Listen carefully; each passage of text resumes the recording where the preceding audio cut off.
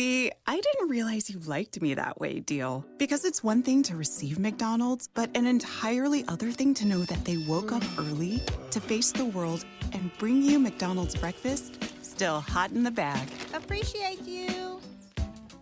There's a deal for every morning. Now grab 2 loaded sausage burritos for only $3. Prices and participation may vary. Single item at regular price. Cannot be combined with any other offer or combo meal. Ba-da-ba-ba-ba. And we're back with breaking news. Coke Zero Sugar might be the best Coke ever. That's right, Jim. Make sure... Jim. Ooh, yes, this tastes like the best Coke ever to me. We're on the air. I need to try it first. With zero sugar and refreshingly delicious, is Coca-Cola Zero Sugar the best Coke ever? Pick up a half-liter 6-pack from your local Giant today.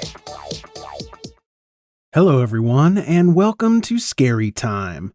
I'm Greg, host and curator of all the shows on Indie Drop-In Network. Every week, I find a scary episode I think you will love from an independent creator. If you like what I do here, you can send me a tip at buymeacoffee.com/indie drop-in. Today's episode is from Knock Once for Yes. On Knock Once for Yes, Lil and Fitz share their own spooky experiences with the paranormal, visit haunted locations, explore local legends and urban myths, as well as share several of their listeners' real ghost encounters. I don't know about you, but that sounds scary. If you enjoy this episode, check the show notes for links to subscribe to Knock Once for Yes. Enjoy the show. Begin. Hello? Is there anybody here? Can you hear me? If you can hear me, not once but yes.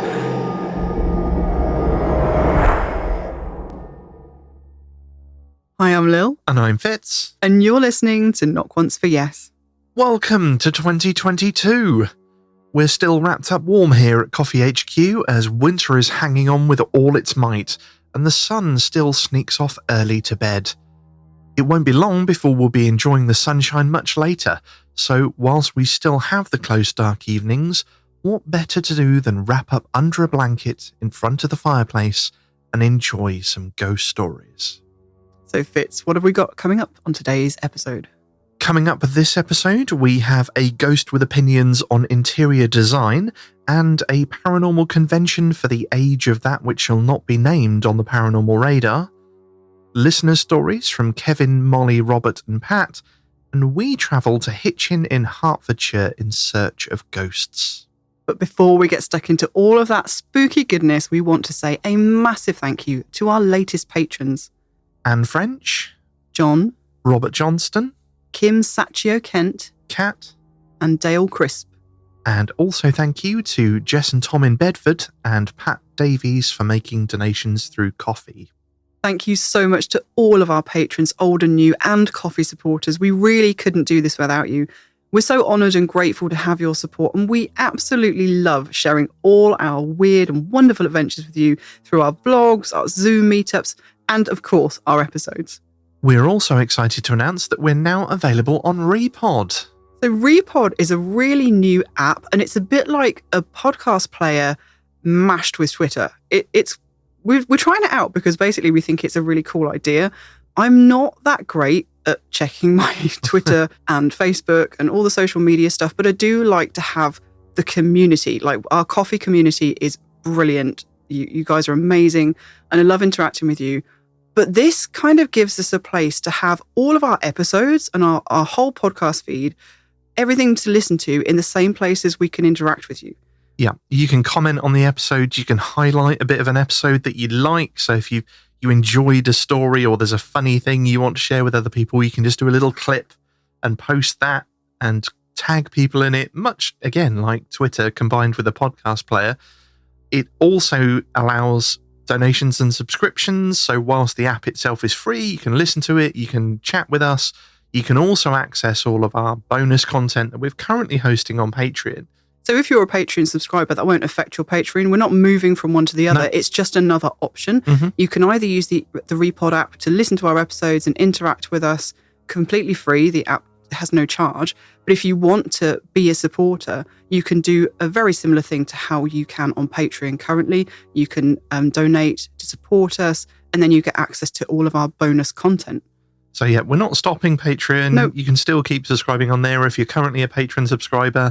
But if you'd like an alternative, then this is another option for you. It's just a cool new thing that we think is fun. And the other cool thing about it is that if you've been thinking about becoming a supporter, but you're not sure whether you want to commit to it because you're not sure what kind of bonus content we produce, at the moment through Repod, you can actually subscribe to us, become a supporter effectively, for a month for free, as like a free trial. So you can sign up as a supporter, and then you can access our bonus content for a month to just see whether you like it. Yep, all you need to do is enter the code FRIENDS during checkout and you'll get a free month, and that'll get you access to all of our bonus content. And whether you want to subscribe or not, you can join us on Repod by going to joinrepod.com/KOFY. On an Android phone, that'll take you to the Google Play Store. On an iPhone, it will take you to the Apple Store. And on a desktop, it will take you to the show on the website. So it's pretty new, and I love the idea of having this kind of community aspect to my podcast feed, but I'd love to know what you guys think. So do check it out and let us know.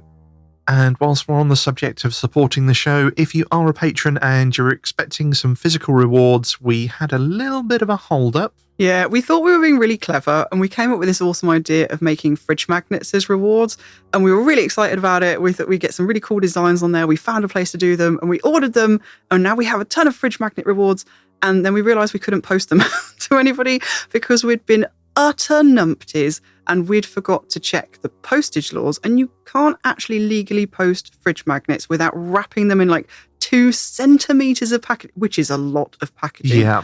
And it just turned out that it wasn't practical. So we're a bit gutted about that, and we've had to go back to the drawing board. So please don't worry, your rewards are coming. We just messed up. And that's a lesson we've learned for next time. So Fitz, what have you got for us on today's Paranormal Radar? Well, our first Paranormal Radar story this episode comes from an article in The Mirror, where a supposedly snooty ghost takes offence at a Surrey couple's choice of soft furnishings.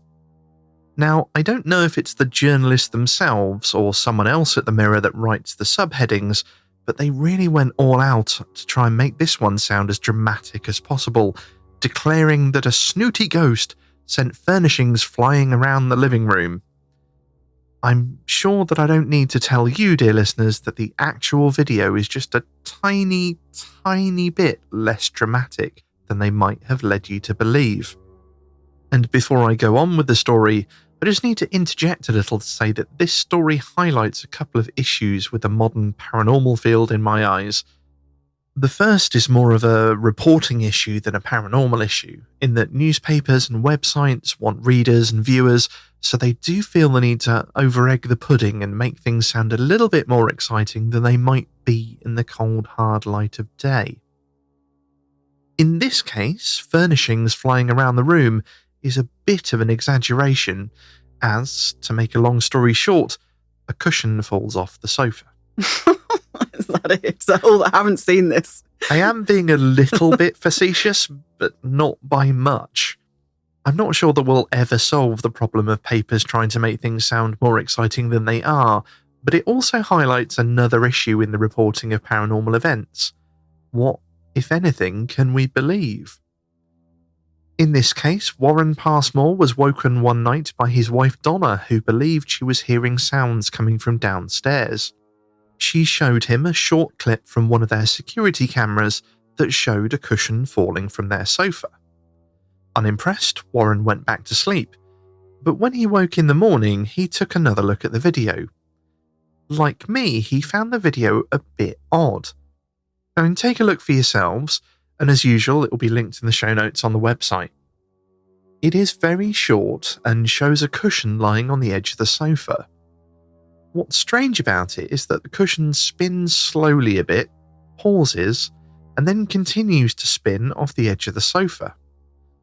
So, why do I say it highlights a problem? Well, it's just so easy to fake. A bit of fishing line tied to the zip and someone out of shot of the camera, and boom, you've got yourself a paranormal video. It's so frustrating because it could be paranormal. Likewise, it could easily be faked, and of course it could just be something else entirely that we aren't aware of. I don't even know if there is a solution to this problem other than we just have to be really skeptical of paranormal videos. And as usual, by skeptical, what I mean is that at best all we can say is, that was weird, I don't know what caused it. That isn't necessarily a bad thing if all you want to do is entertain, but we're not going to be changing hearts and minds with grainy security camera video. The trouble is, we kind of can't get rid of this problem now because there's always going to be just as many people willing to fake stuff as there are people actually showing real stuff. Yeah. And for me, I always try and err on the side of, if I don't have any reason to not believe it, to not take the person at their word, then I will take the person at the word. Because I know from my experiences, if I describe some of the stuff that I've seen that I know wasn't fake or pretend or made up, nobody would believe me because it sounds so outrageous. Well, what else are you going to do? You're going to go, well, there's no point filming it because no one will believe it anyway. It's the only thing you can do. But, I don't know. Maybe someone else has a solution to this problem. I suppose the only thing you can do is try and replicate, see if it happens again, see if you can find out what's happening. But that doesn't make a news story. No. I don't really get the headline of snooty ghost, though. Where did the snooty ghost come from? Oh, it's because it flicks the cushion off the sofa. As if it's dismissing, as if it's dissing, their idea of interior design. I think that is a bit of a leap for me. That's a bit of a leap. And in all fairness to the couple, if that was me, if I'd heard things rustling around in the night downstairs, and then I woke up the next morning and looked at the security camera and a cushion flew off the sofa, of course I would think it was paranormal. I wouldn't don my skeptic hat for long enough to think, well, maybe it was the wind or something. Not, unless it was really, really obvious. Your mind would instantly go to, wow, that's weird. What on earth's going on? Are we perhaps giving them the benefit of the doubt because we may have had a similar situation ourselves recently? Oh. The maths. Yeah, we had a bit of a paranormal blooper that turned out to be a bit more rodenty than we originally thought. If you keep up with us on social media, or you're a patron, you get the newsletter that we send out, you'll know that we've been battling invasions of flora and fauna recently at Coffee HQ, one of them being some mice in our bedroom. Now, the thing is, there weren't any visible signs of these mice, which is why we missed them for a while. But we did hear things rustling in the night. Only once, to be fair, but it woke us up. And being us, we just immediately assumed it was the ghost. Yeah, we didn't look into it anymore. It's not unusual to hear things walking around Coffee HQ at night. You kind of get used to it. To be fair. It does seem a bit weird to be sitting here and saying, well, we just assumed it was the ghost. It wasn't the ghost. No. It was mice. It was mice. And that wasn't our first thought at all. We heard something in the middle of the night that woke us up and we were just like, well, it must be paranormal. Yes. This is the point we've reached. Yes. So luckily, looking on the bright side, it has kind of prompted us to build a new studio, which is going to be awesome. Yeah, but keep an eye out on social media. And as I say, if you're a patron on the newsletter and stuff like that, we're going to be talking a lot more about this in the future. But it was really funny that our minds went immediately to ghost and not, oh, that might be a mouse. Yeah. Anyway, moving on. Indeed. So, moving on, we actually have something else that pinged the Paranormal Radar this month, and it's not a news story as such. Regular listeners will know that we are fans of Greg and Dana Newkirk, and I'm sure most of you are already familiar with them, but if not, they are, a lot of things. They made a bit of a splash in paranormal circles over the last couple of years with their paranormal documentary series Hellier.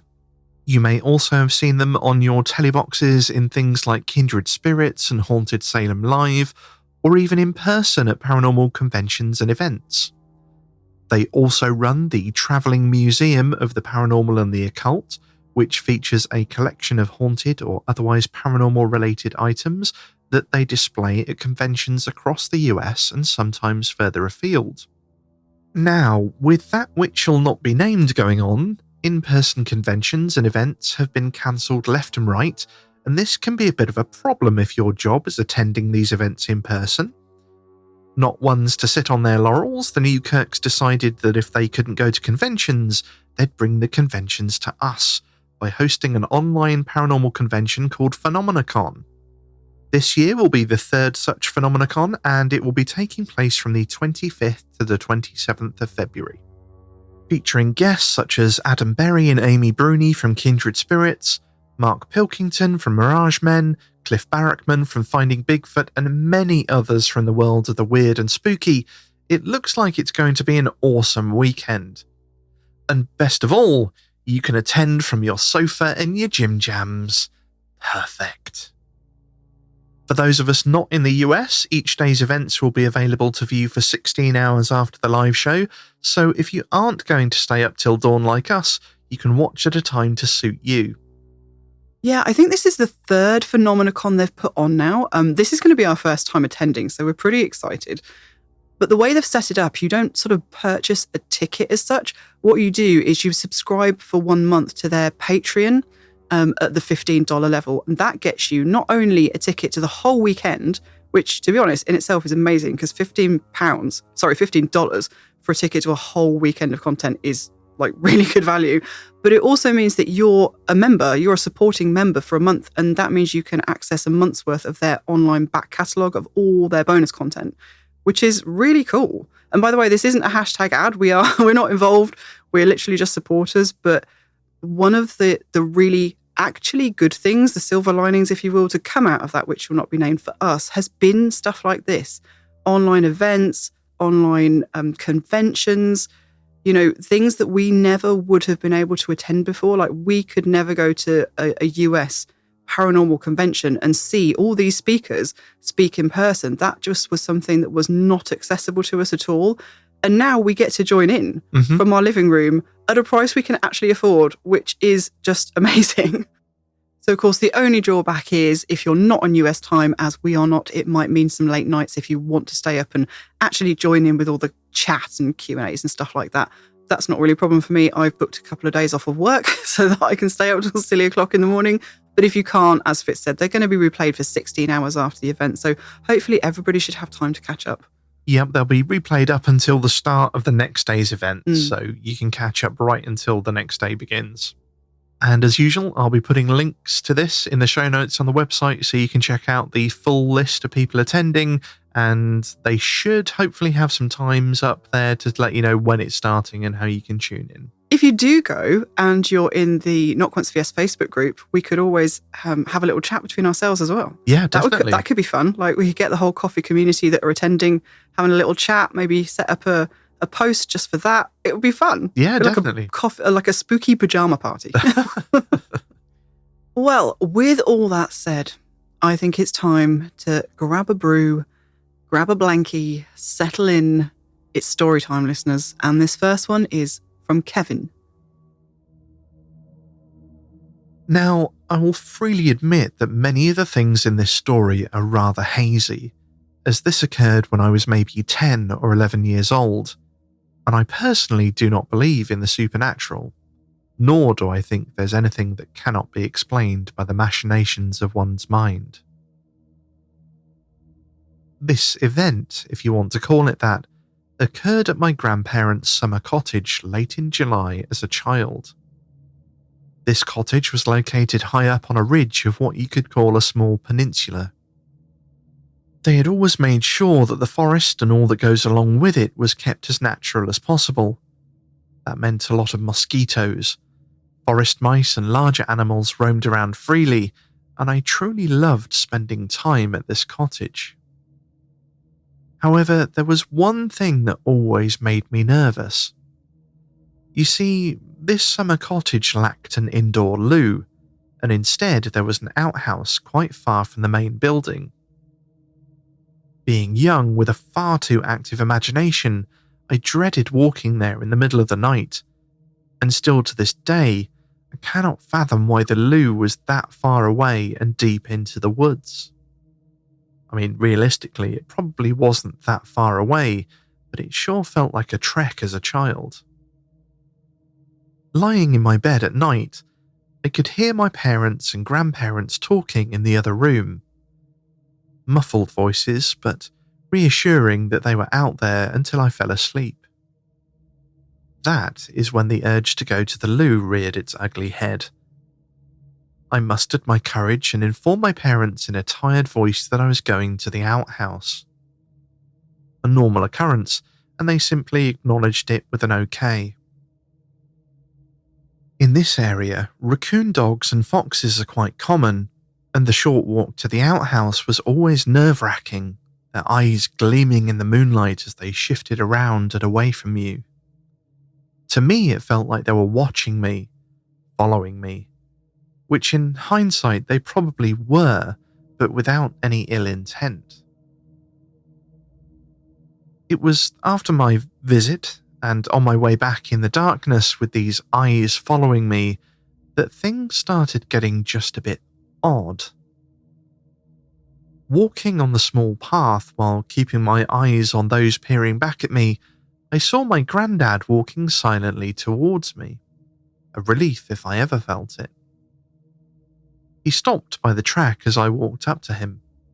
I think he knew that I was scared of the dark, as he told me that whatever is out there looking at us is just making sure that we weren't a danger. They just feel safer in the dark where we can't see them. He then walked me down the path towards the cottage for a bit, before turning back towards the outhouse.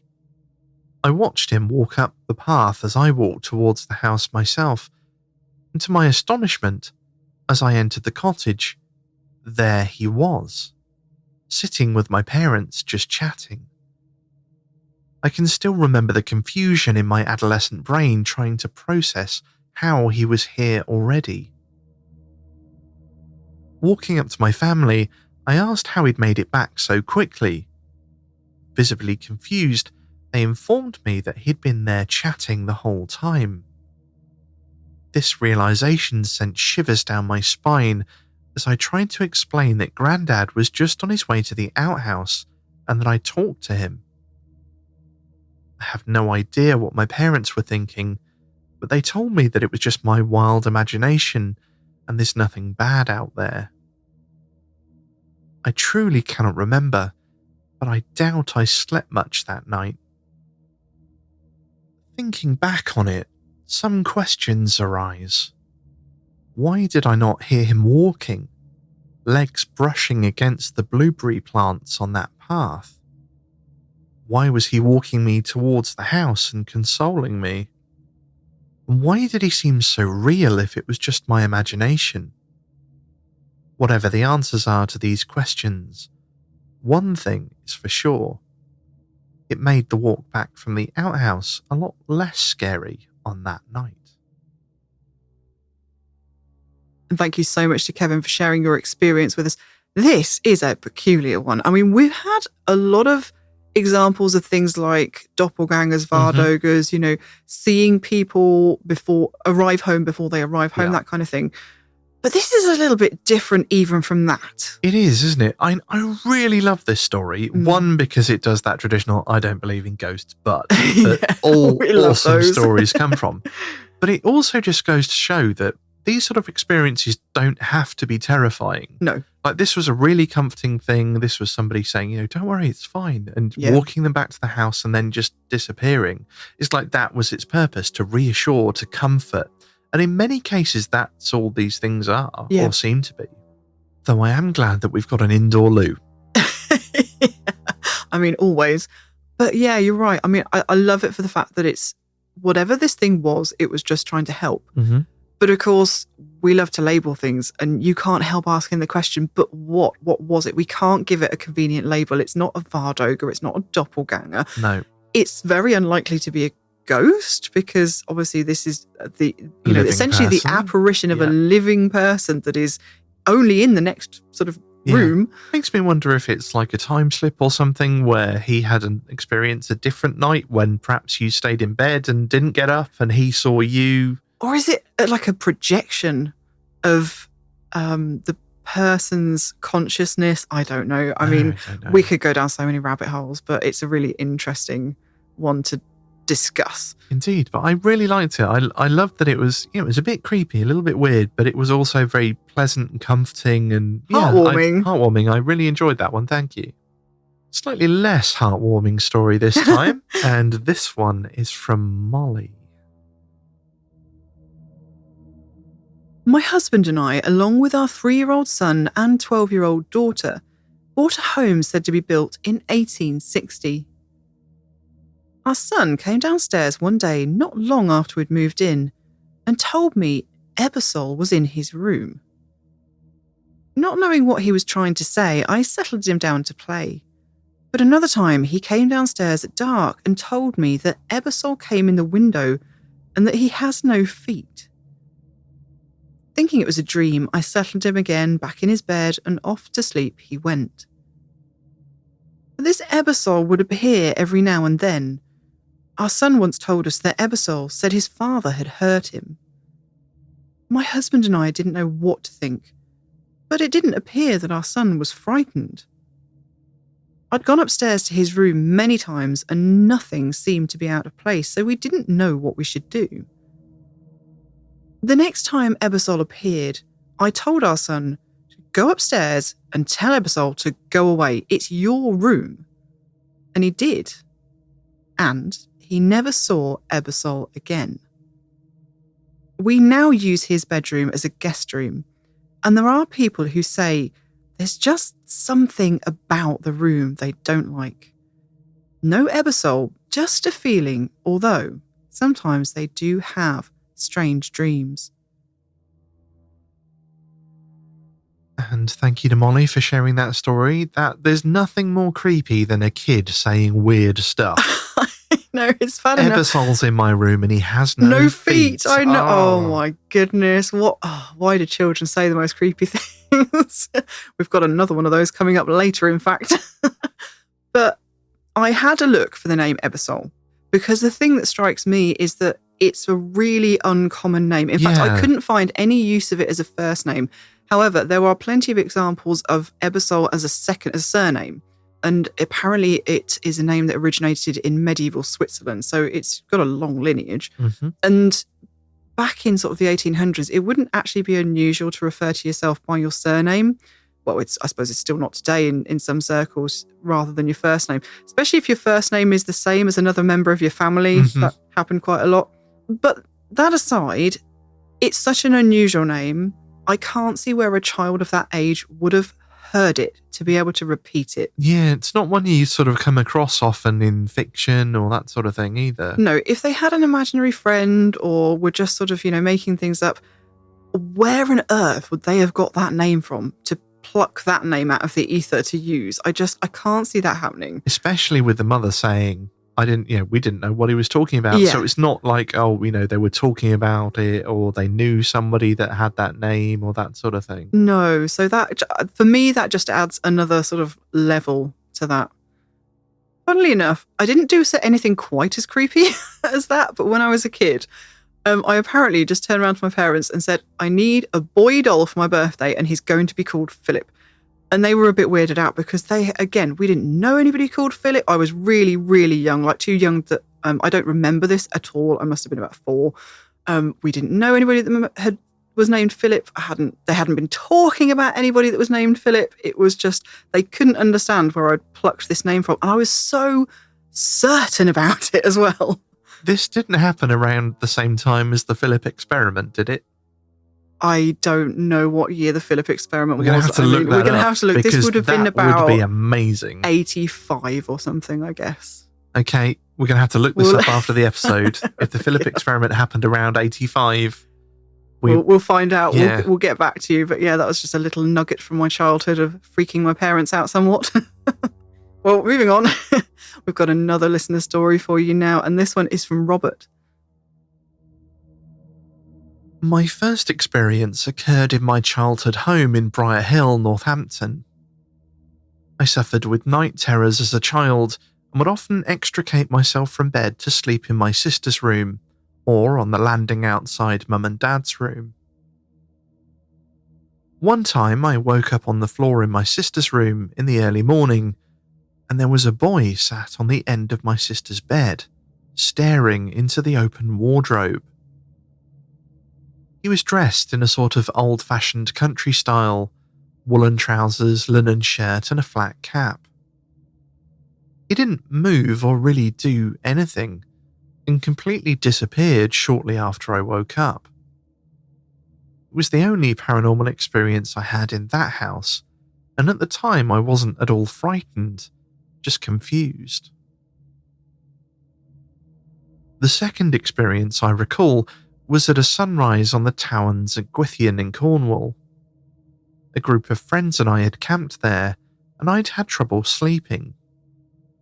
I kept hearing the voices of the friends I was with, but they were all asleep. When it started getting light, I decided to get out of the tent and watch the sunrise, which was absolutely beautiful. It was midsummer, so it must have been just before 5, and I turned to the direction of the ocean. Floating above the footpath on the edge of the Towers was a bright white light, like a star or an orb. It floated along for a minute before going behind one of the dunes. I ran to the path to see if I could catch another glimpse, but it had gone. Since then, I've tried to rationalise the sighting as someone walking with a torch. Who needs a torch when it's light outside? And if it was a person, how would they have disappeared? I lived in a big old derelict house in Cornwall with 6 friends, and I know what you must be thinking. Who would live in a derelict house? But the house had some sentimental qualities as it was owned by a good friend and her late husband, who'd been a mentor to myself and another friend who lived there with me, and who had passed away in the house. There weren't any scary things that happened, just movements in our peripheral vision and a sense of a presence. We all knew there was something going on unseen, as we'd all experienced the phenomenon, but we knew that if there was a ghost, it was our friend, and we took comfort in that. The last story is more malevolent. I lived in Northampton town centre for 6 months a few years ago with some friends. The house was a 3-bed terrace with a spooky cellar. One friend was a student, and he was probably at the house the most, and he'd always say there was something in the cellar. He'd have dreams of dark entities emanating from there, and he'd often pray against whatever forces were present. There were many noises that came from the cellar in the middle of the night, thuds and scrapes and such, and there'd always be a feeling of cold fear as you walked past in the dark to get to the only toilet in the house. I had a dream one night that I'd woken up and couldn't turn on my bedroom light. I called my housemate in to try it, and it flicked on first time, but as soon as they left the room, the light went off again. I tried calling them back, but they wouldn't come, so I left the room and was suddenly in the kitchen facing the cellar door. I knew that my friend was beyond the door, so I opened it and was swamped in a dark sentience, a malevolence that swept through my form and paralysed me. I tried to scream, but my lungs were empty and I couldn't draw breath. It took all of my will to pull myself awake again. I got out of bed and flicked the light switch, but it didn't turn on. I was still dreaming. The dream replayed. I was again filled with the darkness. I pulled myself awake. Again, the light didn't work, and the dream replayed. I don't know how many times I went through the trauma over and over again, but when I actually woke up, I couldn't trust my reality. I couldn't bring myself to even try the light switch. After a while, I knew it was over. Pulled my knees to my chest, declared the blood of Jesus over myself, and prayed that I'd be able to sleep again. I checked my phone and it had only been about half an hour since I'd gone to bed, but I'd just lived an eternity of looping dreams. I've never experienced anything like that before, and never since, but I'll never forget the dread of it. Thank you, Robert, for sharing that experience with us. I've had, I think they're called Jacob's Ladder dreams. I've had one like this in the past, admittedly not anywhere near as terrifying as that. I can't actually remember what happened in the dream, but just the process of going back into the same dream and replaying sort of looping it through over and over and over. It is traumatic. It's really, truly awful. I've only experienced it once, and that was enough. I did not want to experience it ever again. But the other thing about this story is that, to begin with, as you were reading the first part of it about his house in Northampton with the spooky basement and going to the loo in the middle of the night, I honestly thought you were talking about our old house in Northampton. I did check that it wasn't that one, and he does say that the student that he mentions in the story did live on the same street that we used to live on before then. No, you're joking. No, Oh my goodness. It was a different road. It's close by. It's very close by. And he said that the person moved from that road to this house. Oh. Yeah. I mean, I don't... That's, honestly, when you were reading it, I was just like, is this the same house? Yeah, I had to ask. I literally said, it wasn't so-and-so road, was it? Yeah. And he was like, no, but that person did come from there before. Oh, yeah. My goodness. There is obviously something going on. Something in the water up there. There's something in the water. So thank you again to Robert for that story. And now it's time for our last listener story of the episode. This one takes us a little bit up north to Liverpool, and it's from Pat. When I was 17, I worked in a pottery studio. We were all invited to a pottery exhibition opening at the Blue Coat Arts venue, a historic building in Liverpool city centre. The exhibition was in the back area of the gallery shop, and it was a cheese and wine party. Well, it was 1980. To reach the shop, we had to cross the courtyard garden. This area has been revamped now, but at the time you entered by a door in the corner of the garden. Being mostly late teens, we were chatting excitedly. It was dusk in springtime, and we'd gone straight from work. As I walked into the garden, something caught my eye. I turned my head to the left, and I saw a young girl arm in arm with a smaller boy. The girl had long blonde hair, a calf-length dress with an apron over it, and boots rather than shoes. The little boy had brown curls and was dressed in an old-fashioned manner. I thought first of fancy dress. Then I realised, to my embarrassment, that the girl was blind and I was staring at her. I quickly turned my head away, but when I looked again, there was no one there. There was no door close to where they were walking that I could see, and I heard nothing opening or any sound produced by the children at all. She was quite far from the door that we'd used and would have passed us even if she'd had time to access it. Nowadays, there is a door directly next to where she was seen, but that didn't exist for another 25 years. I was confused. I believed that the Blue Coat had been part of a boys' school of that name, which still exists in South Liverpool. So why would a girl be there? I dismissed the experience, but never forgot it. I found later, when the internet was available, that it was an orphanage. Fairly recently, there was an exhibition of old sepia photos of the Victorian era. One was of orphan girls in their long dresses and white aprons working in the laundry. I felt a little thrill as I saw it. I wonder if she's ever seen now. The new door to the garden comes out exactly where I saw her all those years ago.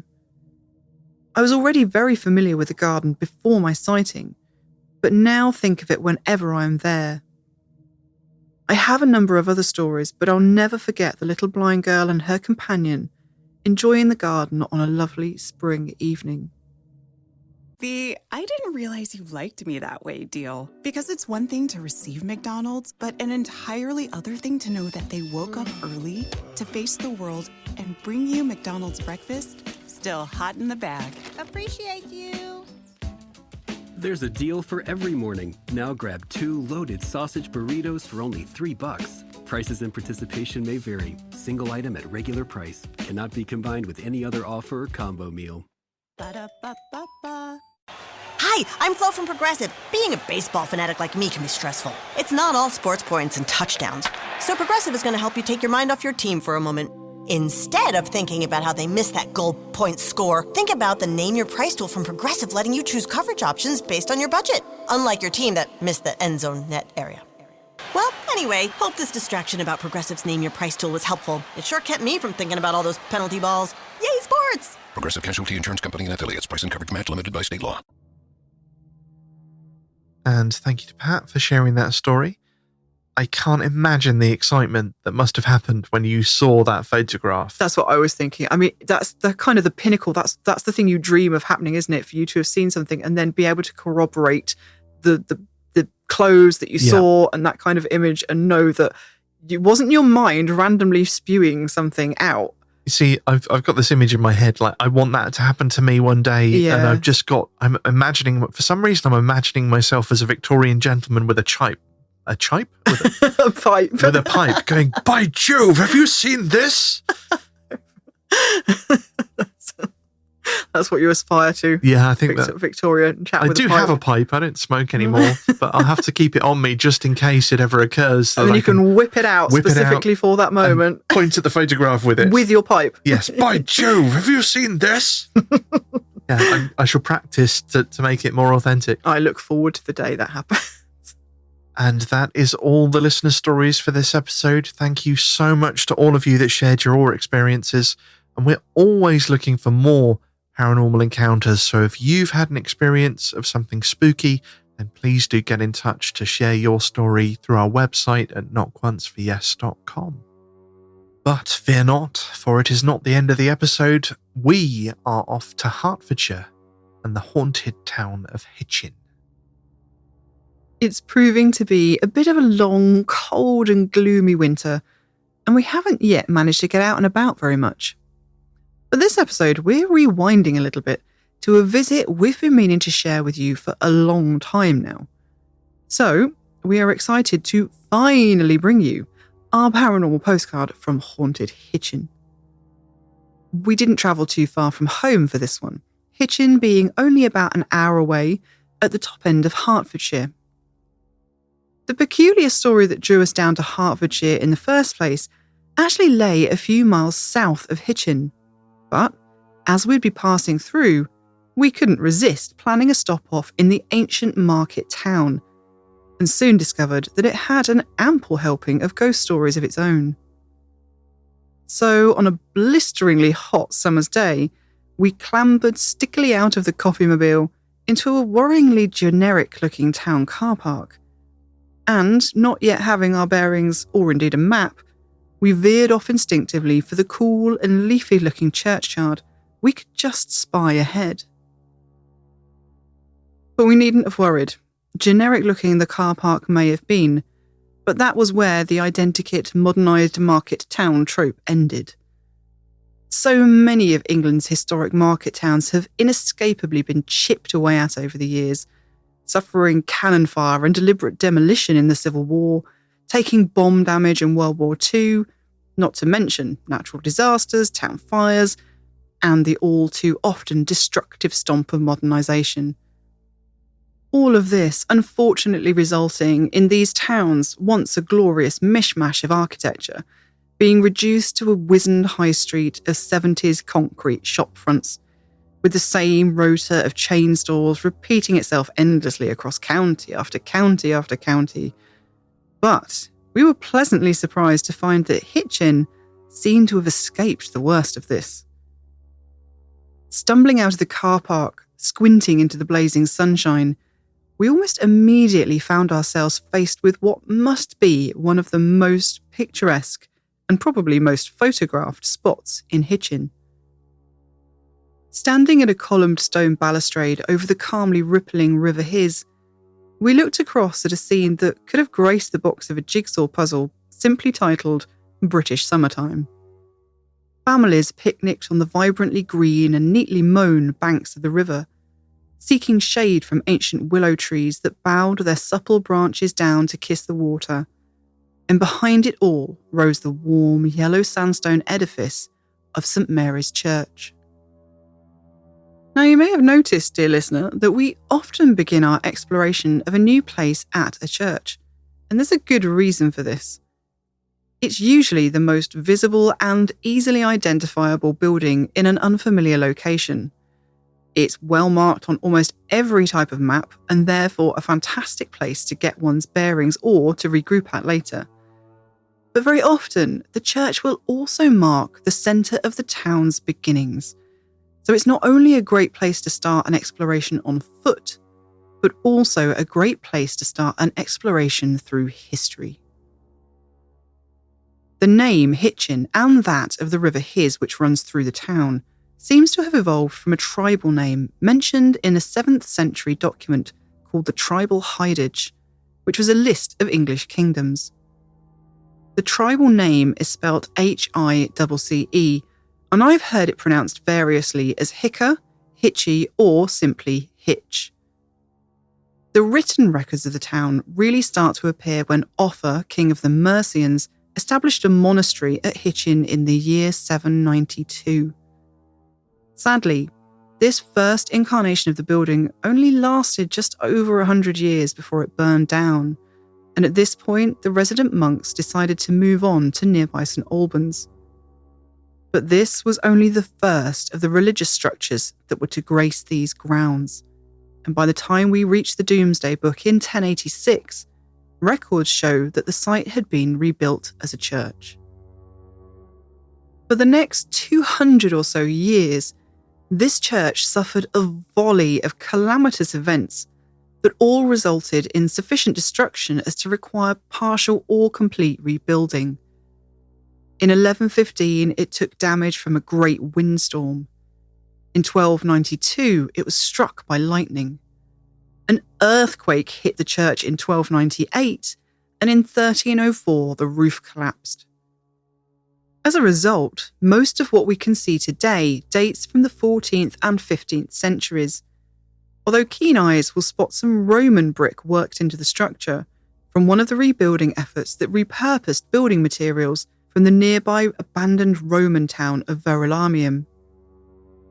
Rather excitingly, back in 1911, work on a new floor of the church uncovered evidence of an earlier Saxon building underneath the present structure, providing tantalising evidence of what might well be the remains of King Offa's monastery, foundations from a structure over 1,200 years old, still lurking right underneath the feet of St Mary's 21st century parishioners. So it seems that however many transformations the church has seen, the very roots of Hitchin are inextricably entwined within the bones of St Mary's Church. Despite the background hubbub of picnicking families and the bustle of the town beyond the churchyard, the atmosphere in the shadow of the church was tranquil. Snatches of music from a service happening inside escaped into the muggy summer air, and we spent a few carefree moments exploring, remarking over gargoyles and grotesques grimacing from the church walls, and carvings of winged and crossboned skulls adorning weathered and pitted gravestones. As we emerged from the peace and timelessness of the churchyard, we stepped into a bustling town centre that was positively humming with activity. Fortunately, our hapless and rather directionless amble spat us out directly in front of a tourist information centre, where, with the utmost glee, I was able to purchase a street map featuring the town's historic highlights for just a few pence. Now, you all know how much I love my maps, and even more handily, all of the paranormal hotspots we'd intended to visit were included. No longer directionless and clutching our new map, and a copy of Haunted Hertfordshire, a ghostly gazetteer bought especially for the trip, we began to hone in on our first haunted stop of the day. Our route took us straight into the market square, the hub around which the ancient market town of Hitchin has grown. As with any town that means to survive in our modern age, we were, of course, faced with shop fronts, cafes, and the brightly coloured canopies of market stalls. But my advice to anyone visiting a historic market town is to remember to look down at the ground and up above shop level. You'll be amazed at what you might have missed otherwise. In this case, rounded cobblestones, polished by years and the passage of thousands of footsteps, hint at the market's ancient origins, which date back to at least the 12th century. Whilst looking up above the level of the shop fronts soon dissolves the illusion of a modern town. But up here, a kaleidoscope of architectural styles provide a feast for the eyes of anyone weary of the usual drab high street fare. It seems that somehow here in Hitchin, not only have a lot of the historic buildings survived, but most newer interlopers have at least tried their best to blend in, rather than succumb to grey, concrete utilitarianism. Even a certain insidious coffee chain sits under an elaborately decorative mock Tudor frontage dating from the 1920s. I know some feel it's sacrilege to copy historical styles so unashamedly, but personally I love it. I enjoy the higgledy-piggledy smush of different styles coming together to make a slightly out of time and place experience, because who wants boring old consistency anyway? And there are definitely a good smattering of Tudor-style split timber buildings that don't look at all mock to me. The exposed oak beams seem to be blackened with age rather than paint. The upper floors project out into the street with tilts and angles that look as though the contents of the room above may be in danger of sliding out into the street were one to open a window.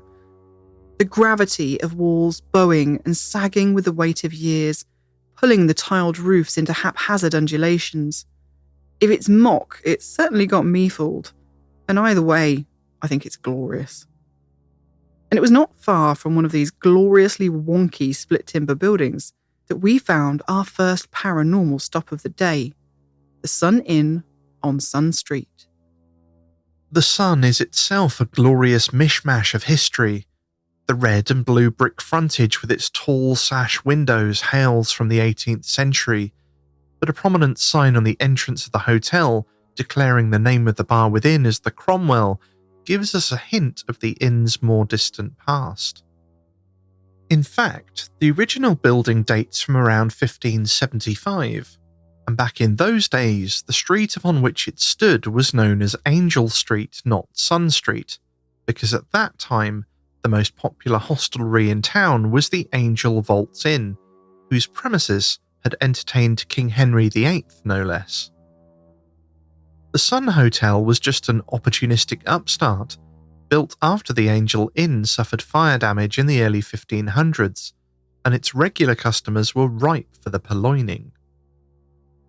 The Sun was to gain its own notoriety, however, at the dawn of the English Civil War, when the hotel became the headquarters for more than 3,000 parliamentarian troops, an infamy which didn't make for good business in later years after the monarchy was restored to power. Local royalist sympathisers were not quick to forget the role the inn had played in accommodating the enemy. Some refused to give the inn their business. Others, fueled by long-held bitter resentments, even tried to boycott the place. Aside for the bar's name, however, there's little sign today of the hotel's place in this page of history. To our eyes, the wide central archway into an enclosed cobbled courtyard speaks of the 18th century coaching inn that it became in its heyday, when increasing coach traffic breathed new life and new business into the hostelry. If this conjures up images of musket-wielding highwaymen tearing into the cobbled yard to leap off their steaming horses, pistols in hand, well, you actually wouldn't be far wrong, and in 1772, the landlord and customers of the Sun really were held at gunpoint by highwaymen, who tied up staff and customers alike before looting the place. So far, so much standard pistol point robbery, but in a peculiar detail, they didn't rush straight back out to leap upon the backs of their spooked prancing horses, making a hasty getaway in a clatter of hooves striking sparks from the cobblestones. Nope. They hung around for a bit to carve their initials into the hotel's brickwork, a feature which apparently still remains at the Sun's entrance to this day. I found this quite extraordinary. I mean, it's one thing leaving a hasty Sharpie tag on your way out, but it's quite another to stall your getaway long enough to carve your name into the wall of a brick building. You could be mistaken for thinking that events like highwayman holdups might seem to be the perfect opportunity for the makings of a ghost story, but, in fact, it's a much more genteel haunting that the 18th century left behind at the Sun Inn. Or at least one of them is. During the inn's coaching days, locals could enjoy a leisurely game of bowls on a specially laid green behind the hotel, and two of the most frequent patrons of this green were a couple of local vicars who regularly enjoyed a game of bowls and a hearty conversation together at the Sun Inn. They enjoyed it so much, in fact, that it seems they never really left, and from the twilight shadows of the inn's garden on quiet summer nights, guests can sometimes still hear the low murmur of voices and the unmistakable clink of bowling balls. It isn't only phantom sounds that haunt the Sun Inn, though. In the Cromwell Bar, staff have witnessed the apparition of a tall, grey, cloaked figure they've described as looking like a monk. In one such experience, the witness was left in no doubt as to whether or not they were experiencing something supernatural in nature after the figure disappeared through a wall. I wasn't able to find anything to suggest the site of the pub had any historical connections to monks specifically, but with a history dating back to the 16th century, many different people could have been wearing the type of cloaks that look similar to how we might envision monks' robes. The other resident spirit of the Sun, though, is not such a gentle one, as guests staying in room 10 of the hotel have found out the hard way. Some visitors have actually declined to stay in the room mere moments after setting foot over the threshold, as confirmed by the hotel manager to authors Ruth Stratton and Nicholas Connell for their book Haunted Hertfordshire, a Ghostly Gazetteer. The manager does not go into detail as to what kind of discomfort or dread overcomes the visitors upon entering the room, but evidently it's left a number of guests so ill at ease that they've refused to sleep there. One guest, however, either didn't notice or didn't heed the unsettling atmosphere of the room, and sleep there he did. That is, until the early hours of the morning, when he jolted awake in a surge of adrenaline, choking and gasping for air. He described how he'd felt someone smothering him with their whole body weight, convinced, for some reason that isn't explained, that his assailant was a woman. Far too terrified to try and find any more sleep that night, the shaken man walked right out of the hotel and paced the streets of Hitchin until the safe light of morning came. Now, some of you may be thinking, maybe even remembering from your own experiences, that the horrendous condition of sleep paralysis, a fairly common sleep disorder often brought on by stress, can feel an awful lot like a weight bearing down on you, and even sensations of choking or not being able to breathe. However, don't be too quick to jump to any conclusions just yet, because that wouldn't explain the fact that another unfortunate guest of room 10, this time a man visiting the hotel in the 1980s, had a terrifyingly similar experience. He too was awoken in the early hours of the morning, but this time the alarm was caused by his bed being violently shaken. Startled, he opened his eyes and was horrified to see a dark figure with claw-like hands looming over him. The account records his unnerving recollection that the apparition seemed to have no face. This would be enough to send most guests running from the room, but it wasn't to end there, not yet. The ghastly figure then launched itself at the prone man. He described feeling the weight of the thing on top of him, pressing down on him, of being stunned into mute shock, unable to cry out for help. He recalls an image of the claw-like hand hanging over his face, and then the figure vanished. Unsurprisingly, this guest also felt the need to urgently vacate the premises and found themselves wandering the dark streets of Hitchin until rescued by daybreak. Standing in the street, staring up at the rows of tall sash windows, I wonder which belongs to the notorious Room 10 and whether I'd be brave enough, or foolhardy enough, to try to sleep there given the chance. I have to say, I think I'd rather run into a ghostly game of bowls, or even a disappearing phantom monk in the bar.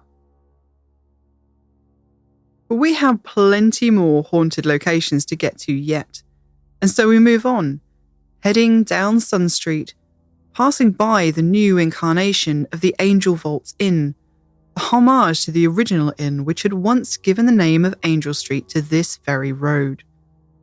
There was a festive atmosphere, bunting hung across the street, people spilling out of cafes into makeshift street seating, the headiness of summer heat getting under everybody's skin. At the end of the street, we welcomed the sight of a couple of old, well-established trees offering a cool canopy of shade under which to retreat from the afternoon sun for a moment. I'm not sure how long those trees had stood there, but from the thickness of their trunks and the breadth of their canopies, I think it would be safe to say that they'd seen a few generations come and go in their lifetime. I wondered what dramas they'd witnessed over the years, for these trees stood at the end of the formal-looking drive to Hitchin Priory. Now there's a reason it looks formal, because these days the Priory functions as a hotel, conference centre and wedding venue. There's a definite air about the place that it's not a building that just anyone can rock up to and start wandering around. Certainly not a couple of slightly dishevelled paranormal nerds like ourselves.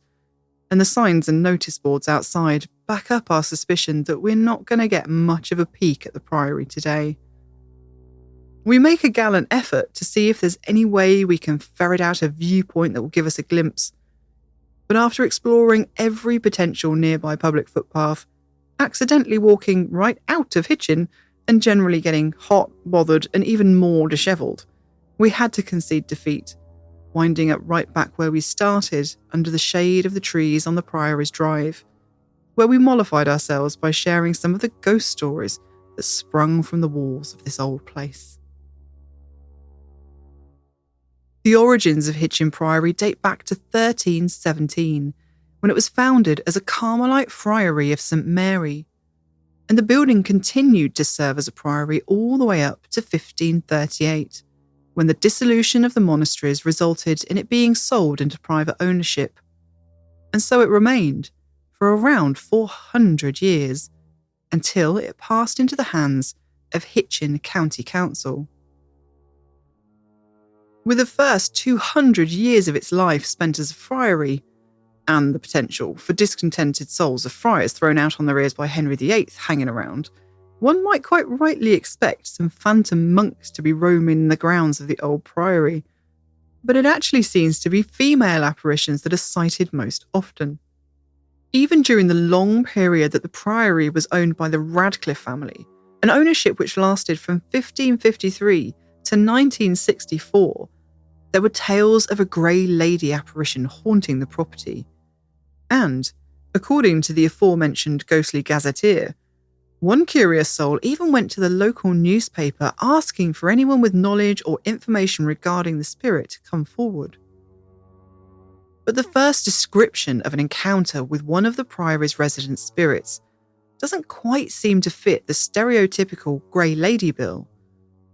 In fact, this encounter seems to have occurred in full Technicolor glory to the confused witness, a local butcher, who was awaiting the arrival of an acquaintance in Priory Park, the extensive 19-acre grounds of the Priory, in 1816.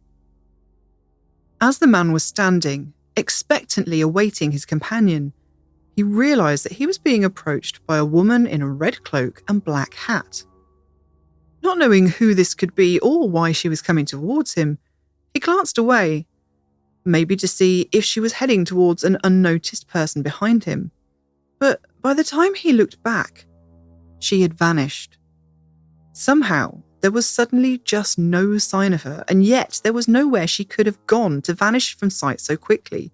No cover that she could have ducked behind in the brief moment he'd looked away. Our next sighting at the Priory takes us all the way forwards in time to the 1980s, during the period that Hertfordshire County Council was using the building as an education centre, and involves another female apparition. However, the description of this phantom figure is quite different to the mysterious lady our 19th century witness encountered.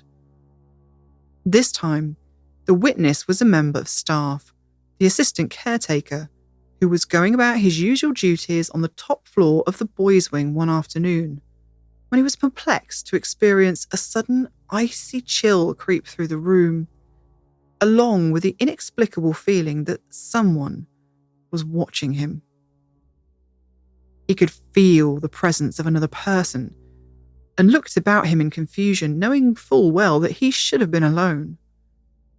But as he turned, his eyes met those of a woman, dressed in a short-sleeved blouse and a necklace made from a single pearl.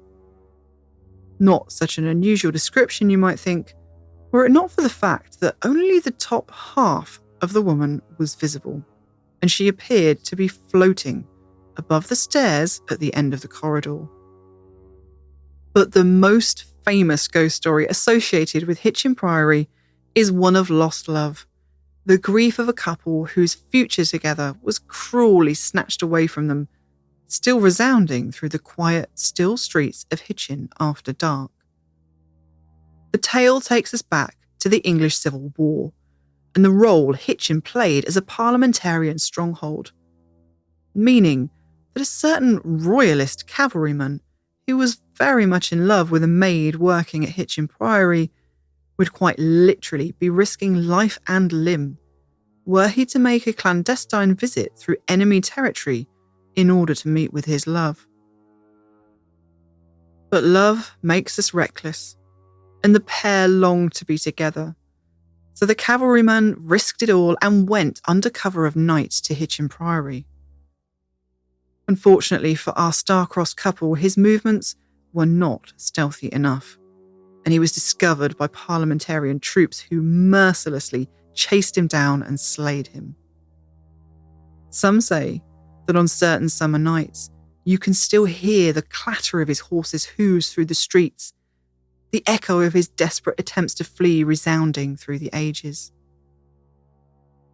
We see a slightly different version of this tale in Peter Underwood's famous work, The Gazetteer of British Ghosts, although it does still involve our ill-fated couple. In this recounting, our royalist soldier, whom we learn is named Goring, is injured in a Civil War skirmish and retreats to a hidden chamber above the roof of a house in the nearby village of Purton. But he does not find safety there for long, because soon the parliamentarians arrive and begin searching the property. Goring briefly manages to escape, heading towards Hitchin Priory and his betrothed, taking refuge in a hollow elm tree on the grounds. But alas, he doesn't make it out of this tale alive either. His hiding place is discovered by parliamentarians and he's slaughtered. This version also features a macabre twist to the story, stating that as he is killed, his betrothed watched helplessly from an upstairs window of the Priory as her fiancé was brutally murdered, which has led many to wonder if the mysterious Grey Lady of Hitchin Priory is none other than the tortured shade of the soldier's betrothed. This rendition gives us not only a name and a slightly more grisly ending, but also a date, as the entry states that the doomed royalist soldier can be seen to repeat his desperate attempt at escape every year on the 15th of June, when he rides headless to the Priory, although the reasons for his apparition appearing headless are not discussed any further in Peter Underwood's book. The "I didn't realize you liked me that way" deal. Because it's one thing to receive McDonald's, but an entirely other thing to know that they woke up early to face the world and bring you McDonald's breakfast still hot in the bag. Appreciate you.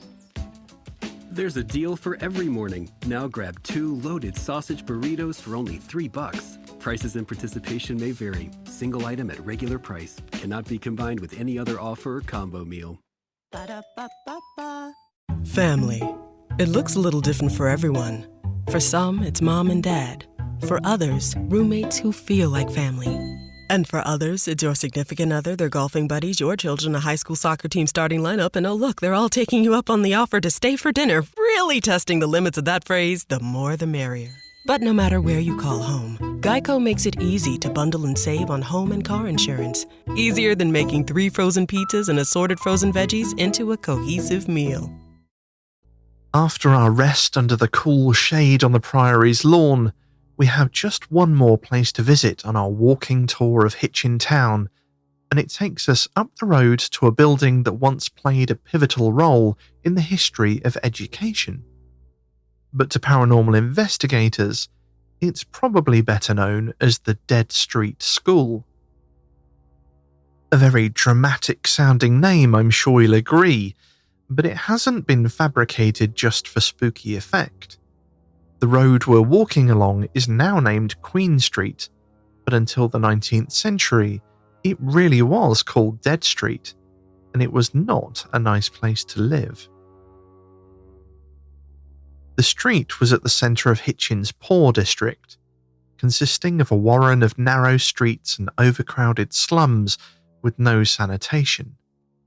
So it's little wonder that when the Black Death cast its terrible shadow over Hertfordshire in 1349, the disease spread like wildfire through the dingy, cramped and dirty slums. And in fact, it's said to have wiped out the whole community, earning the road the name of Dead Street, and leaving behind rumours about plague pit burials in the area that would persist for years to come. Dead Street kept not only the name, but also the slums right up until 1849, when a public health report found the area to still be overcrowded and dangerously unsanitary, sparking calls for improvements and rebuilding. It didn't happen overnight, but by the 1920s the slums had been cleared, the residents rehomed, and the town sought to put the grisly past of Dead Street behind them, renaming the road Queen Street in honour of Queen Victoria.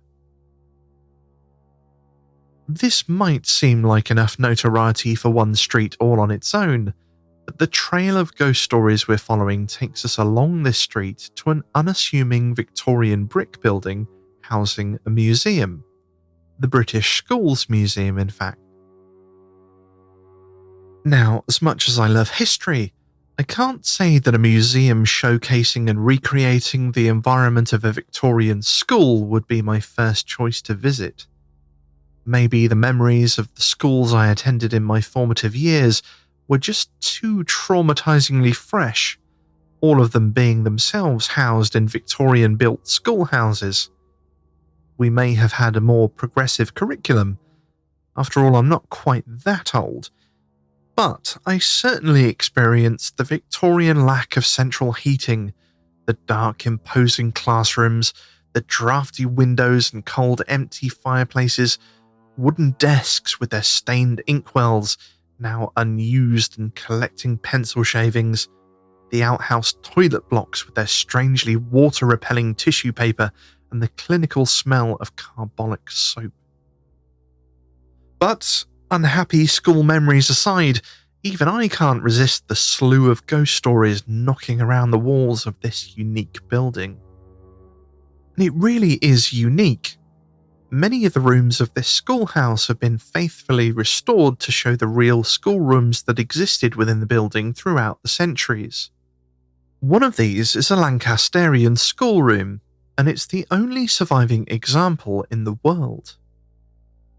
I will hold my hands up and say that before our visit to Hitchin, I'd never heard of Joseph Lancaster. But it turns out that his life's work may well have affected my childhood education, and likely many of yours as well, despite being a name conspicuously absent from the history books. Joseph Lancaster came from an 18th century working class background with a patchy education, and back then, those two things constituted some serious obstacles to inciting any meaningful change in the world. But Lancaster had a vision of a brighter future for children of all backgrounds, achieved through better and more accessible education. The museum displays a list of Lancaster's beliefs that were the driving force behind his mission to improve education. He believed that all children had potential that could be released through education, that children should be rewarded and motivated instead of beaten, that school should be free and children should be provided with food while attending, and that teachers should be properly trained, paid, and respected. In short, he was way ahead of his time, and those would have been some pretty controversial beliefs amongst many of his contemporaries. But these are the values that he brought to Hitchin when he and local philanthropist William Wilshire set up the first Lancasterian school in Hertfordshire in 1810. Lancaster developed his own way of teaching that allowed one teacher to educate up to 300 pupils at a time using only one book. It was called a monitorial system and involved the teacher delivering the lesson to one suitably capable student from each age group, known as a monitor, and the monitors then delivering the lesson to their peers. Lancaster even designed a purpose-built schoolroom to achieve the most effective use of this method, a method which eventually spread up and down the country and across the world, a revolutionary education movement. Many Lancasterian schoolrooms were built, but only this one, in this unassuming Victorian brick building in Hertfordshire, still survives.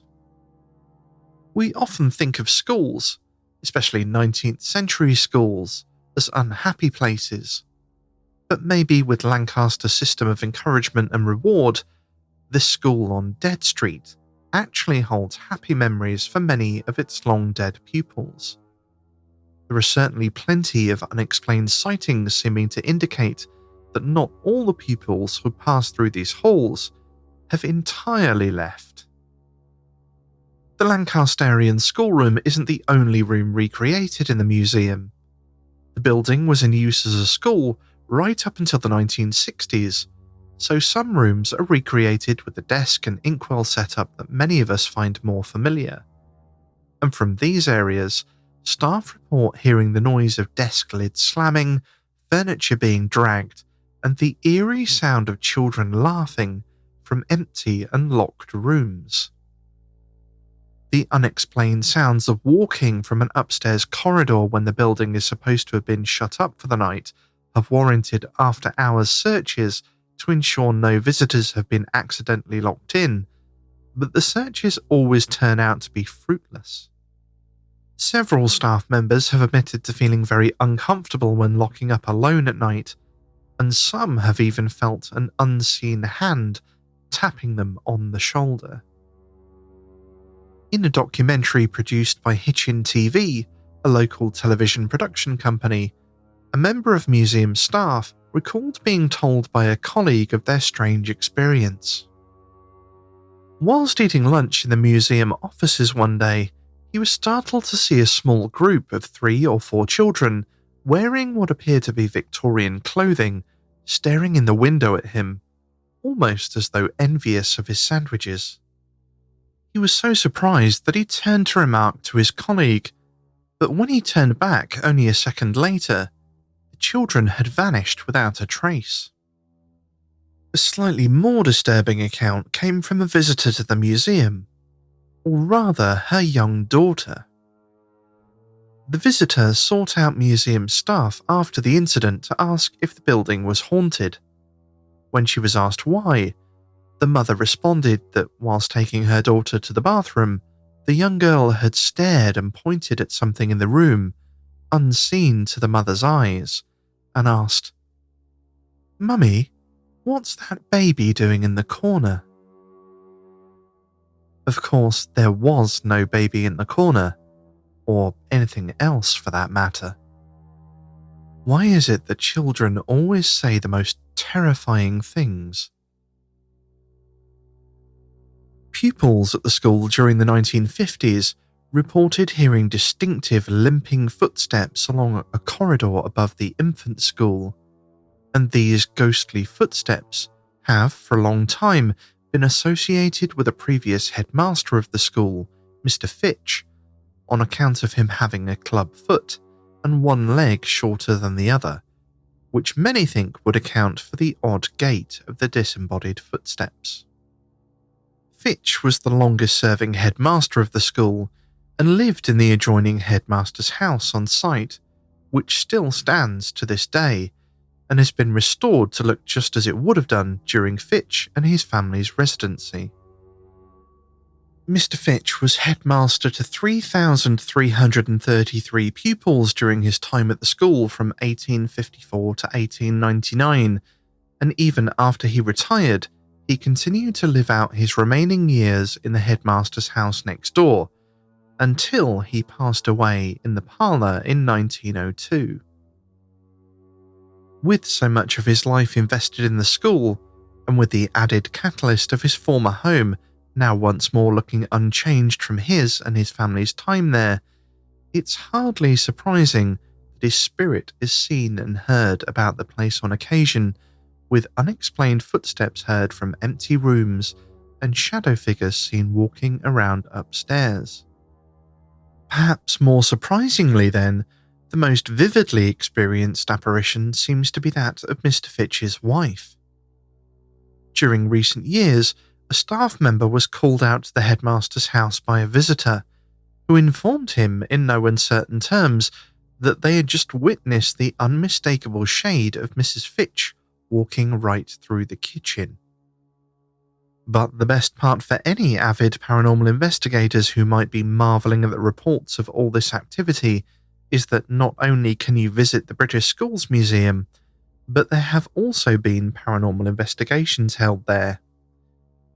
In fact, the production company we mentioned earlier, Hitchin TV, have put together their own team of ghost hunters and filmed their paranormal investigations in the museum. For us, though, we've reached the end of our exploration of Hitchin, for today at least. We wish we had more time, because we know we've barely scratched the surface of the history, legends and ghosts of the town. But it's getting late.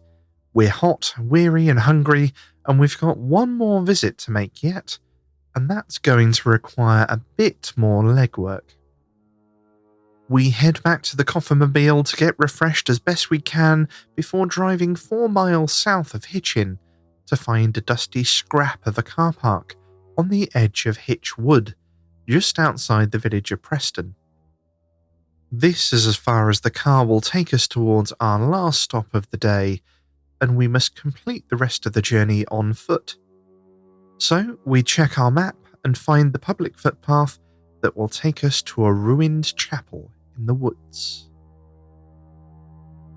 We could have opted to walk the first part of the route along a stretch of road, but it's a narrow road with few places to leap out of the way of oncoming traffic, and we do prefer a leisurely hike to playing traffic roulette.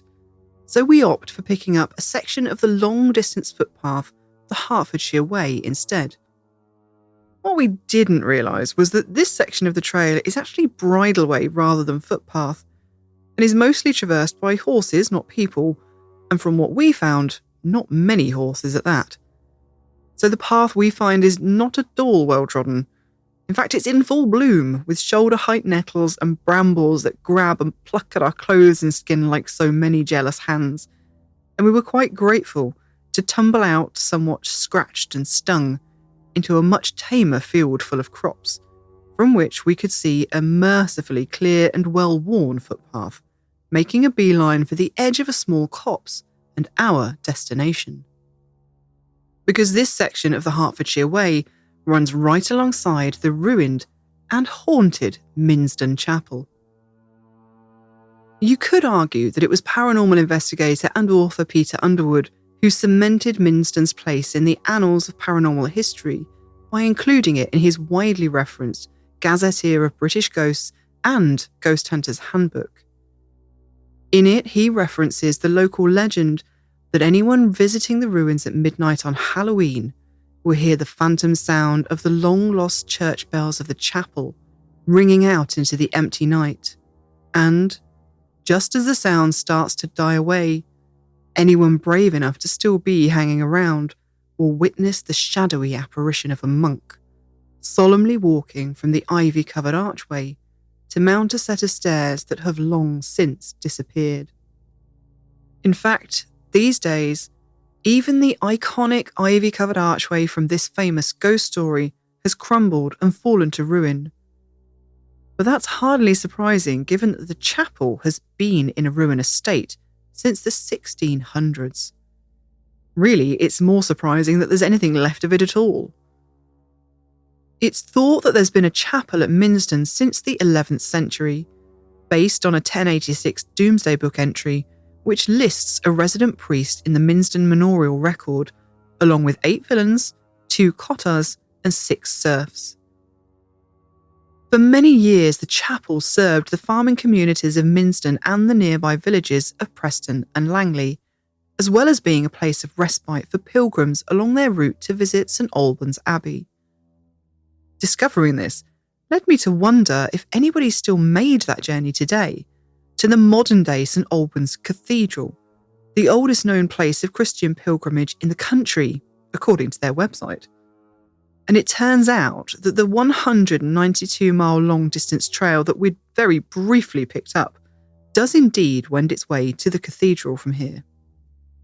I wonder to myself if the continuation of people passing by here en route to St Albans, pilgrims or not, could affect the energy of this mysterious place in any way.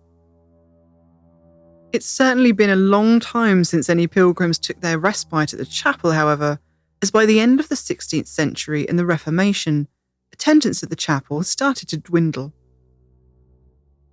The villagers couldn't afford to keep a minister in residence, so they occasionally borrowed one from the larger church of St Mary's in Hitchin, who would travel in to conduct weddings, baptisms and funerals. But without a full-time minister, or funds for upkeep, the chapel started to become neglected. The first record of it falling into ruin was as early as 1650, and although money was raised for repairs, the person holding the much-needed funds passed away and the money was lost, leaving Minston to further decay. The final blow came when villagers were ordered to pay taxes towards the upkeep of St Mary's Church in Hitchin instead, despite never having been responsible for these costs before.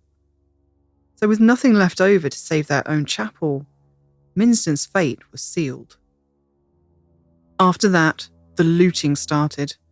With no hope for restoration, locals began taking what they could from the place instead. Lead, stone, oak, even the church bells were taken.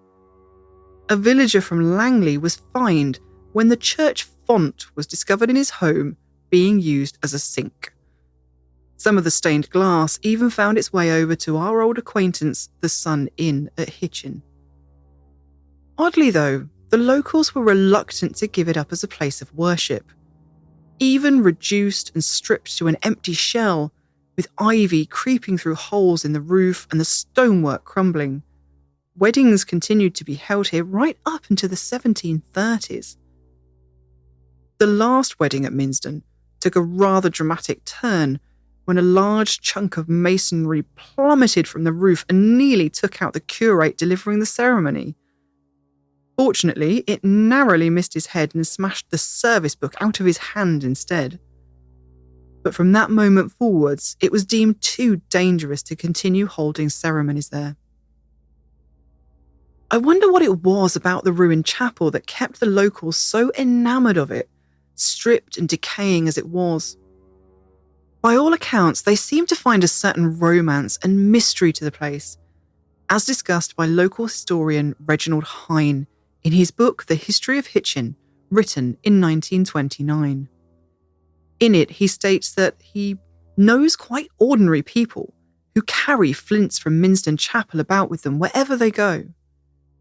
One of them ascribed her recovery from a serious illness entirely to the healing power of the talisman beside her bed.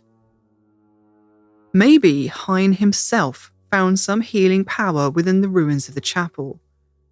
Certainly, he seemed to become enthralled with it, something which is very evident from his writings on the history of the building.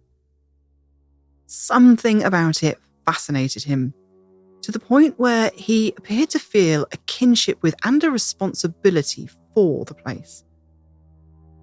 Eventually, he managed to obtain a lifetime lease of Minsden from the vicars of Hitchin, in the hopes of protecting and preserving it. Effectively, he made himself a guardian of the ruined chapel, a responsibility he took so seriously he was willing to commit to it not only in this life but also in the next.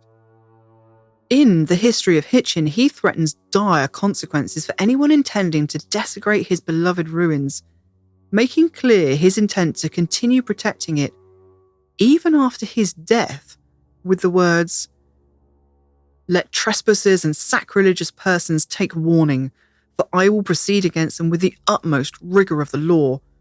Furthermore, if, as is possible, I am buried there, I will endeavour in all ghostly ways to protect and haunt its hallowed walls."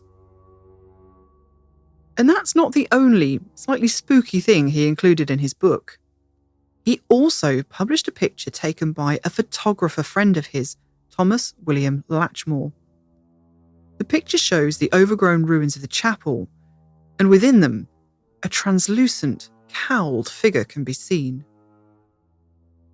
Of course, many people dared to hope that this was finally evidence of the Phantom Monk, and inevitably piqued the interest of those working in the paranormal field. Enter Elliot O'Donnell, ghost hunter, paranormal author, and still a controversial figure to this day, with many questioning whether he blurred the lines between his fiction and his factual works. O'Donnell was shown the photograph of the ghostly apparition at Minsden and convinced the photographer, Hitchin local William Latchmore, to take him into the woods to investigate the place for himself. O'Donnell gives his account of the investigation in his book, Haunted Churches. But if he did use any creative license for this one, then he only spent it on calamitous humour, because the whole thing reads like one long paranormal blooper.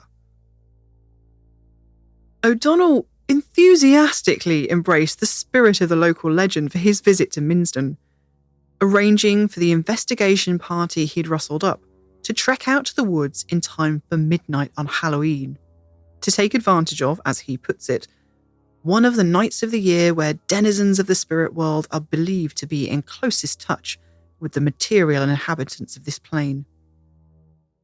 He evidently did not want to miss any opportunity to witness the ghostly action, so he employed the services of a psychic witch, who he hoped would be able to stir up the spirits should the activity turn out to be lacking.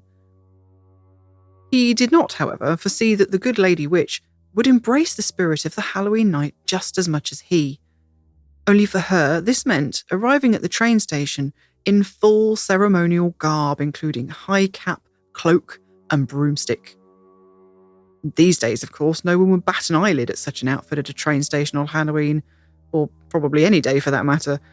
But back in the 1920s, it caused quite a stir, with passengers and O'Donnell's friends alike making themselves suddenly and conspicuously scarce. The consternation continued at the residence of the photographer Latchmore, who lived with two very proper elderly relatives, both of whom took great offence at the sight of the scandalously odd-looking party, all but refusing entry to the photographer's studio. Eventually, though, the intrepid investigators made it to the woods and spent several long, cold, and damp hours trying every spell and incantation they knew to try and make the famous ghost appear out of the pitch darkness, but to no avail. In fact, the only thing that spooked them that night was a loud gunshot ringing out in the distance, an odd noise to hear in the early hours of the morning in the middle of the countryside. By 4 a.m, the party had given up hope of seeing any kind of apparitions that night and began the cold and muddy trudge out of the copse through mist-shrouded trees. When suddenly, through the veil of fog, dark shapes began to emerge. Figures leered out of the grey murk, forming into human shapes and heading straight towards them. "Halt!" shouted one of the apparitions. Stepping out of the mist, the figures were not apparitions after all, but the police. Hunting down the culprits of a break-in at the railway booking office who had shot a firearm at an official before absconding into the night. Well, that explained the gunfire they had heard at any rate. But now it seemed these policemen reckoned they'd found their offenders. Because after all, for what other purpose might a band of men be creeping about the countryside in the early hours of a damp and misty October morning in the dark? "We were looking for ghosts," the aspiring investigators explained. "That's a good one." I can picture the tired, damp and irritated Bobby spluttering darkly through his mist-beaded moustache. "You don't expect us to swallow that?"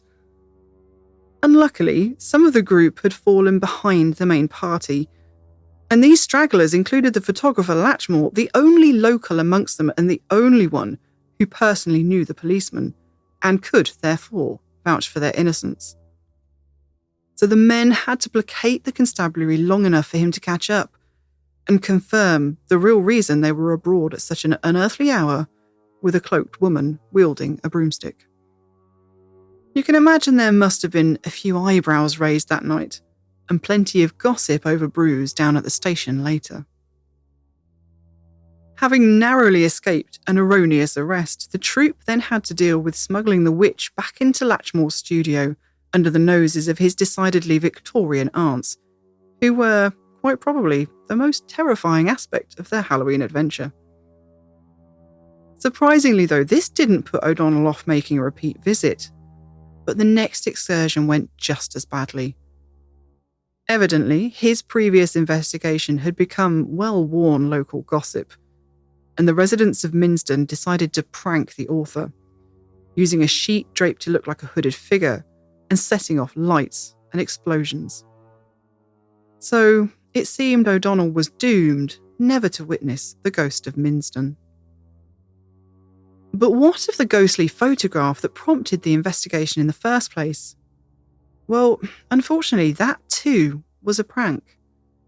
Eventually, the photographer, Latchmore, confessed that he'd set up the shot using a double exposure, and a friend dressed in a sheet. And to bring us full circle in true Scooby-Doo fashion, many strongly suspect that the friend in the sheet was none other than the historian and author of the History of Hitchin, Reginald Hine himself. Maybe he was trying to scare trespassers away from the chapel, or maybe he just couldn't resist the idea of including a ghostly picture of the ruins for his book. Maybe it was just an experiment or a prank that got away from the two men, who then found themselves unwilling to dash the hopes of would-be believers. Sadly, we'll never know. But it seems unlikely that Hine was being disparaging to believers of the paranormal, given that he had experienced the supernatural firsthand himself, not at Minsden, but at the Elizabethan manor home of a friend. Hine was disturbed in his sleep one August night at the manor by the unnerving feeling that there was someone else in the room. Gingerly sitting up in bed, he was shocked to see what he described as a tall, fragile woman of about 35 coming through the wall. And if this wasn't alarming enough, the apparition continued towards the author, passing clean through a chest of drawers and a chair as she did so. Hine managed to hold his nerve right up until the point where the figure stretched out her hand to touch his head, and then, quite understandably, he screamed in terror, and the figure abruptly vanished. From this, and from the way he waxes lyrical about the atmosphere of the ruins of Minsden in his book, it certainly feels like Hine felt there was something more to the stories of the haunting of the chapel. But has anybody actually witnessed it? Well, as with all local ghost traditions, it had to start somewhere. At some point, now lost to the mists of time, someone saw something to spark the tale. But that doesn't mean it was ever recorded in print, and it does seem that may be the case here. One person who did have an experience at Minston, though, was Peter Underwood, which presumably served as the inspiration to include the chapel in 2 of his books. It was an encounter that will ring true to all paranormal investigators across the world, in that despite spending multiple nights at the location investigating and experiencing nothing, Underwood's experience happened during a quick daytime reconnaissance, so they were completely unprepared to record it in any fashion. He describes how himself, his brother, and a friend were exploring the ruins when they heard a snatch of music for which they could find no explanation. Having been to the place myself, I can confirm that it's very isolated, and the risk of sound contamination is really slim even today, let alone during Underwood's time, when the roads and surroundings would have been even quieter. Even more oddly, Underwood noted that both himself and his friend heard the music, even though the friend was 10 yards away. Strangely though, the author's brother was only 1 step behind him, and yet he didn't hear a thing. Only one question remains then. Did Reginald Hine get his wish to be buried on the site of the chapel to continue his guardianship of Minston in the next life? Well, sort of. He wasn't buried at the site, but his ashes were scattered there, and a memorial stone was erected for him within the chapel ruins. In fact, it's still there to this day. Mossy, worn, overgrown and lying flat, but there nonetheless, forever linking him to the place he loved so much in life. And as resting places go, you couldn't ask for much more. Atop a rise, the chapel grounds look out across a stunning view of the rolling Hertfordshire countryside. As we stand there breathing it all in, we see 2 roe deer grazing in the fields below us, an unusual, even magical sight these days in our increasingly busy and built-up country. The ragged bones of the ruined chapel rise out of the overgrown foliage like some great organic entity. The age-softened grey flint skeleton peeks in and out of view between the gently waving branches of elder and stands of nettles. Other than the occasional drift of butterflies exploding from the undergrowth as we brush past, the heavy summer air is still, with an almost sleepy tranquility. But there is something, an atmosphere of otherness, of mystery, something which I suspect the long-past residents of Minston picked up on just as our historian Reginald Hine did. It's difficult to put into words, and I don't think I can sum it up better than Hine himself did in the history of Hitchin. So today, I'll leave you with his words. Minston is for those rather whose minds are in ruins, for those sons of quietness who are distracted by the crimes and follies and misfortunes of mankind. In its deep shade, many have found healing and consolation and repose. They are one with twilight's dream. It's not only that the very air at Minston is tremulous with that faint susurrus. Call it the undersong of the earth, the music of the spheres, the sigh of departed time, or what you will, which only the more finely attuned spirits overhear. And that somewhat florid expression of Hine's ardour for Minston brings us to the conclusion of this episode's Paranormal Postcard. And you thought my writing was flowery. I love it though, and Hine really does seem to sort of sum up this odd feeling of otherness about the place. Minston Chapel isn't spooky, but it does have a mystery about it somehow. I kind of found it soothing. Well, and he references that in his book, the healing a lot of the locals believed it to have healing properties and even took flints from the place as like healing talisman.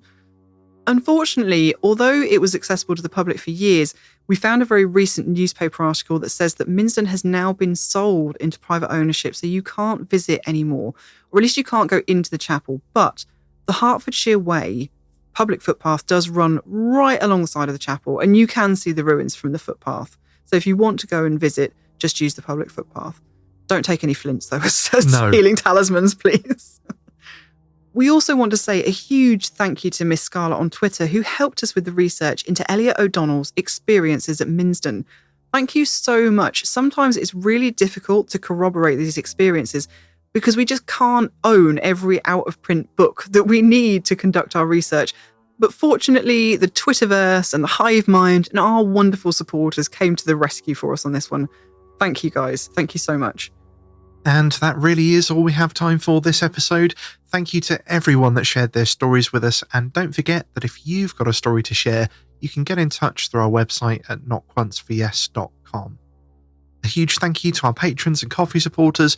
Your support is vital in helping us to continue producing the show. And if you're not currently a patron, repod or coffee supporter, then please do consider doing so from as little as $1 a month. Knock Once for Yes is produced by my production company, Narrative Audio, and if you have a podcast and would like to outsource your editing and post-production, then please do get in touch either through Knock Once for Yes or narrativeaudio.com. Thank you so much for joining us, and we hope that we'll see some of you in the chat at PhenomenaCon. And we hope that you'll join us again for some more spooky stories and haunted history on the next Knock Once for Yes.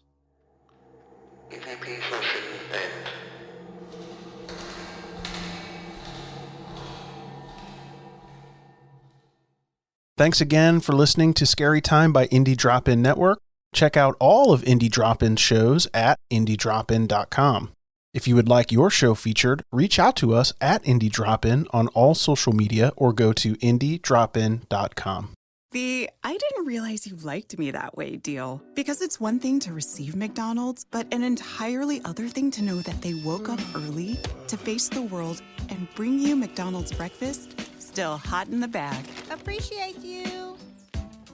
There's a deal for every morning. Now grab 2 loaded sausage burritos for only $3. Prices and participation may vary. Single item at regular price. Cannot be combined with any other offer or combo meal. Ba-da-ba-ba-ba. Hi, I'm Flo from Progressive. Being a baseball fanatic like me can be stressful. It's not all sports points and touchdowns. So Progressive is going to help you take your mind off your team for a moment. Instead of thinking about how they missed that goal point score, think about the Name Your Price tool from Progressive, letting you choose coverage options based on your budget. Unlike your team that missed the end zone net area. Well, anyway, hope this distraction about Progressive's Name Your Price tool was helpful. It sure kept me from thinking about all those penalty balls. Yay, sports! Progressive Casualty Insurance Company and Affiliates. Price and coverage match limited by state law.